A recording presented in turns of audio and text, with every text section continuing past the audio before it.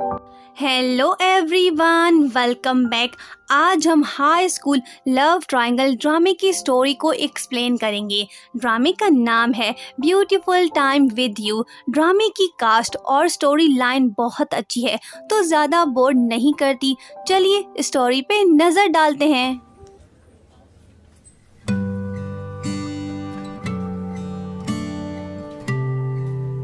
कहानी की शुरुआत में हम देखते हैं एक स्कूल बॉय लू बाई को, जो कि नींद से उठ के स्कूल जाने की तैयारी कर रहा है। दूसरी तरफ हम देखते हैं चैंग जी को, जिसका आज न्यू स्कूल में पहला दिन है। वो जल्दी से तैयार होके वहाँ पहुँचना चाहती है। वो बहुत खुश दिखाई दे रही है। वो कॉफी बाय करती है, पर वो एक भुलक्कड़ टाइप की लड़की है। वो जाती है बस स्टॉप। वहाँ पे वो एक बॉय को देखती है जिसने सेम स्कूल ड्रेस पहना हुआ है। वो उससे बात करना चाहती है, इसी वजह से वो आगे जाने की कोशिश करती है, पर बदकिस्मती से वो स्लिप हो जाती है, जिस वजह से उसकी सारी कॉफी एक दूसरे बॉय पे गिर पड़ती है। चैंग जी फौरन उससे माफ़ी मांगती है, लेकिन जब वो लू बाई से बात करने की कोशिश करती है तो वो कहता है कि मेरे रास्ते से हट जाओ, मुझे जाना है। इस ड्रामे का हीरो थोड़ा एरोगेंट टाइप है। वो स्कूल पहुंचता है। क्लास टीचर आके सबको बताती है कि आज एक न्यू स्टूडेंट दूर दराज से ट्रांसफ़र होके आई है। क्लास में एंट्री से हमें पता चलता है कि ये तो चैंग जी है।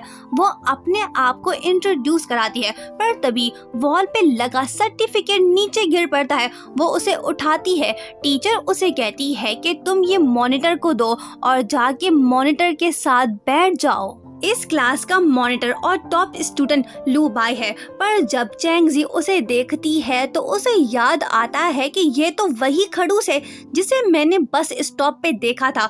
वो जाके सर्टिफिकेट उसे देती है और कहती है कि ये कैसे हो सकता है, ये तो तुम हो।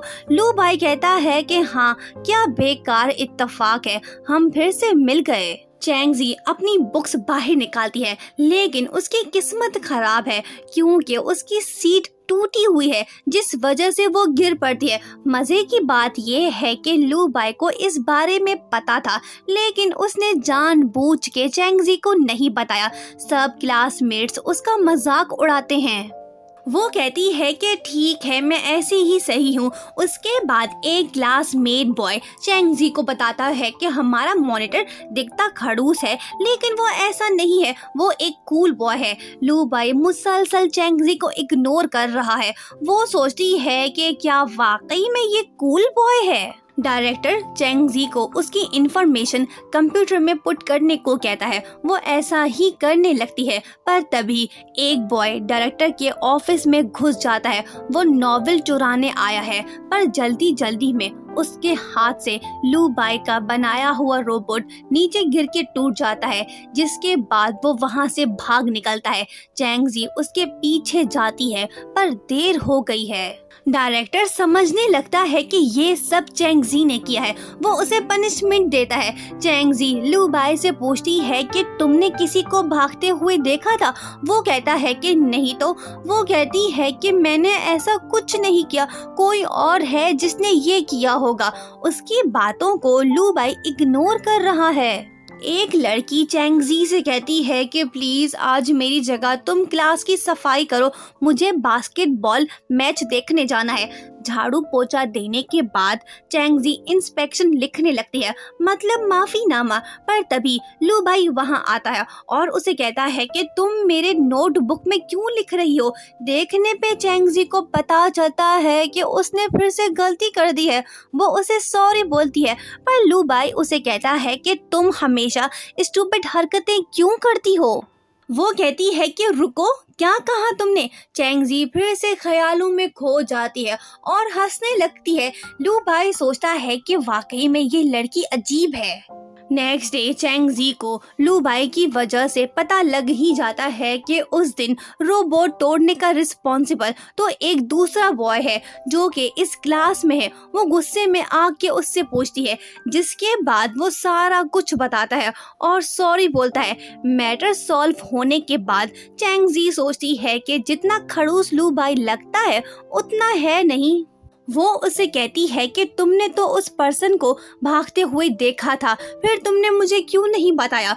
वो कहता है कि मैंने नहीं देखा, पर तुम तो वाकई में स्टूपिड हो। ये सुन के चैंग जी कहती है कि क्या स्टूपिड स्टूपिड लगा रखा है, बात को क्लियर करो वरना यहाँ से चले जाओ। वो कहता है कि स्टूपिड लड़की, क्लासमेट इस बारे में बात कर रहे थे, तुमने वो नोट नहीं किया क्या। ये सुन के चैंग जी को सब याद आता है। वो कहती है कि अच्छा बाबा, तुम महा जीनियस हो और मैं स्टूपिड हूँ। ओके। वो कहता है कि बादाम शादाम खाया करो, याददाश्त तेज हो जाएगी। इंसल्ट सुन के चैंग जी जाने से पहले लू बाई को टीज करती है। स्कूल में एग्जाम्स होते हैं, लेकिन जब रिजल्ट आता है तो उसमें चैंग जी के सिर्फ 38 मार्क्स होते हैं। ये सुनते ही वो कहती है कि नहीं, ये मेरा रिजल्ट नहीं है, पर टीचर उसकी बात पे बिलीव नहीं करता और ऊपर से उसे वार्न करता है। लू बाई क्लास में फर्स्ट आया है। क्लासमेट्स कहते हैं कि हमारा मॉनिटर 2 है। चैंग जी लू बाई से कहती है कि ये तो तुम्हें 2 बोल रहे हैं। ये सुन के लू बाई कहता है कि मैं 2 हूँ और तुम 3 हो। ये कह के वो तो चला जाता है, पर बाद में चैंग जी को पता चलता है कि 3 का मतलब तो स्टूपिड है। नेक्स्ट डे एग्जाम पेपर देखने के बाद चैंग जी समझ आती है कि ये तो उसका पेपर ही नहीं है। उसे याद आता है कि वो जल्दी में अपना नाम लिखना भूल गई थी। वो खुद से कहती है कि मैं भी कितनी स्टूपिड हूँ। वो इस बारे में टीचर को बताती है, पर बदकिस्मती से होता कुछ नहीं। जिसके बाद वो सबकी हैंड राइटिंग चेक करने लगती है, पर इससे भी कोई फायदा नहीं होता। चैंग जी खुद से कहती है कि मेरा ही लक क्यों हमेशा खराब होता है, मेरे साथ ही ऐसा क्यों होता है। रात को वो चोरी छुपके टीचर के ऑफिस में जाने की कोशिश कर रही होती है, पर तभी लू बाई वहीं आता है। वो उसे कहती है कि मुझे एग्जाम पेपर्स देखना है ताकि पता चले कि किसने ऐसा किया है, मेरी हेल्प करो। और हाँ, मुझे स्टूपिड मत बोलो प्लीज। वो कहता है कि अच्छा ठीक है, विंडो से जाओ पर स्लोली। चैंग जी ऑफिस में घुसने की कोशिश करती है, पर लू बाई रूम का डोर ओपन करता है क्योंकि उसके पास कीज हैं। दोनों अंदर जाते हैं। फाइनली चैंग जी को पता लग ही जाता है कि उसके पेपर में किसने अपना नाम लिखा था। सिक्योरिटी गार्ड रूम में एंटर होता है। दोनों छुपते हैं और मौका देख के भाग निकलते हैं। रात को लू बाई सोचता है कि मुझे ऐसा क्यों लग रहा है कि मैंने चैंग जी को कहीं देखा है। वो अपनी पुरानी डायरी को देखने लगता है, जिसके बाद फ्लैशबैक से हमें पता चलता है कि बचपन में एक लड़की उसकी बेस्ट फ्रेंड थी। लू बाई उन बेहतरीन लम्हों को याद करके खुश होता है। देखना ये होगा कि आखिर वो लड़की कौन है। और यहीं पे फर्स्ट पार्ट एंड होता है। ड्रामे में आगे सेकंड मेल लीड की एंट्री होनी है, जिसके बाद लव ट्रायंगल का चक्कर शुरू हो जाएगा। अगर आप इसका नेक्स्ट पार्ट देखना चाहते हैं तो कमेंट सेक्शन में पार्ट 2 लिखिए। Thank you so much for watching and don't forget to subscribe.